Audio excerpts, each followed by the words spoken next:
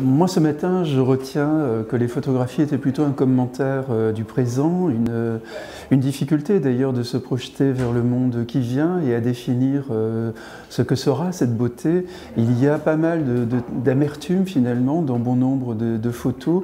J'ai retrouvé aussi un thème que j'ai beaucoup traité qui est celui de la disparition de soi. Il y a énormément d'absence, il y a énormément d'évaporation. Comme si justement le monde à venir allait être de moins en moins dans l'humain entre guillemets, mais de plus en plus dans des signes. Et un monde difficile à rêver. Et un monde très difficile à rêver, voilà. C'est vrai que j'ai vu la même chose. Il y a de la beauté, oui.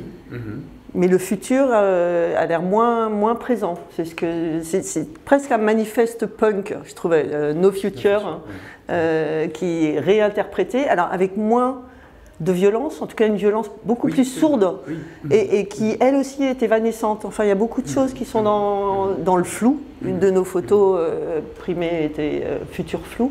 Et il y a toute cette chose de l'indéfinissable, et de la part de designers qui, eux, doivent être dans le concret, dans le maintenant. Je trouvais que c'était peut-être intéressant de les avoir confrontés à cette idée, parce que nous, on attendait des choses. Ils ont défini des nouveaux territoires qui sont là, mais qui restent... Ouais, en fait, je dis qu'ils ont défini des choses indéfinissables, c'est quand même paradoxal. Ils ont pointé justement leurs difficultés à se Et cette absence du futur, il y a de la beauté, mais le futur il y a avec des S, des futurs au pluriel, mais qu'on ne sait pas vraiment définir. Il y a pas... On a envie de faire ça. Il y a pas... Oui, c'est vrai. Oui, c'est vrai, on peut redire qu'il y a un manque de désir dans beaucoup de ces images. L'une des leçons quand même, c'est la pluralité de la beauté, c'est-à-dire l'idée que la beauté ce n'est pas cela, c'est cela, et cela, et cela, et encore cela, et encore autre chose. Donc une manière finalement de problématiser cette notion qu'on voit de façon trop univoque et trop simple finalement. Voilà, ça c'est une des richesses. C'est l'une des richesses, voilà. Parce que souvent on oublie la dimension sociale, culturelle, historique, en fait, puis on vit dans un monde tellement divisé, en même temps, même ne serait-ce qu'en termes de richesse et de pauvreté, on voit bien que la beauté des uns n'est absolument pas la beauté des autres, et il est important de mettre ça sur la table, quoi, pour qu'on en discute tous ensemble. C'est le monde liquide d'ailleurs de Bauman, effectivement un monde qui passe à toute allure, qui s'accélère, qui nous égare un peu, sans adhérence, et en même temps qui vient subvertir le masculin et le féminin, puisque plusieurs des photos présentées faisaient voler en éclats les anciennes définitions du genre, avec d'un côté un masculin qui serait fondé sur la virilité, de l'autre côté un féminin qui serait fondé strictement sur la beauté. On a eu plusieurs images de personnes trans, et puis même un certain nombre d'images aussi dont le statut de la personne présentée était relativement indéfinissable.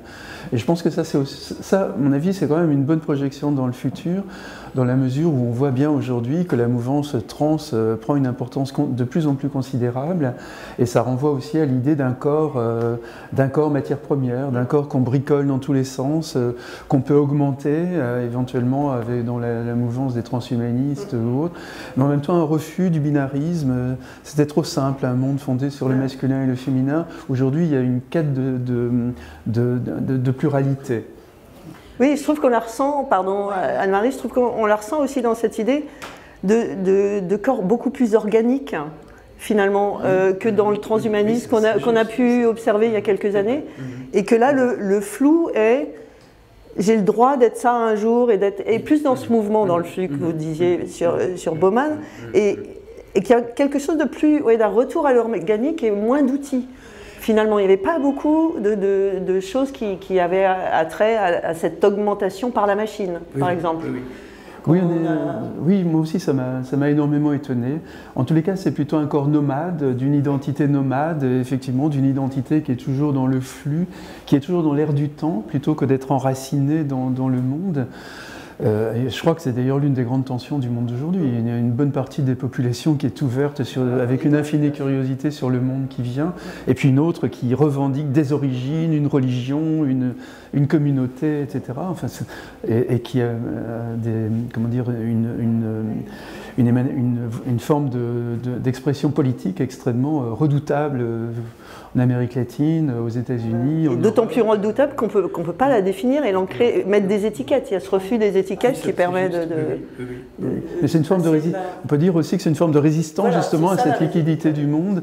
C'est-à-dire, dites-nous qui on est, nous sommes de telle religion, nous sommes de telle communauté, de telle ethnie, je suis né là, donc forcément mon identité est strictement identique à l'endroit où je suis né, en oubliant que l'homme n'a pas de racines évidemment, mais des jambes, et que nous sommes faits pour la rencontre, le voyage, la curiosité. Oui, c'est l'identité rhizome, effectivement, avoir d'innombrables racines et aller d'une racine à une autre, les abandonner, en réinventer d'autres. C'est une société donc nomade, enfin, plutôt le corps devient nomade, on devient nomade de soi, je dirais également, et l'identité devient elle-même nomade. Voilà, nous sommes sans cesse en mouvement désormais. Le refus de la fixité, c'est quand même pas mal finalement.